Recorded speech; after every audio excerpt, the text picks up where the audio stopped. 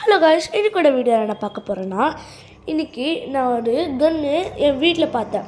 அது நான் ரொம்ப நாள் நோட்டீஸ் பண்ணல. ஸோ என்ன பண்ணலான்னு திங்க் பண்ணியிருந்தா ஒரு கேம் ஆடலாம் ஞாபகம் வந்துச்சு.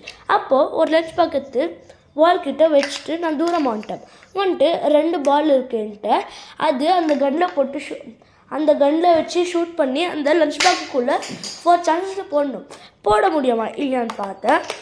அப்புறமா ஃபர்ஸ்ட் சான்ஸில் போடல, செகண்ட் சான்ஸு ஃபுல்லு டென்ஷனில் இருந்தேன் போட முடியுமா இல்லையான்னு.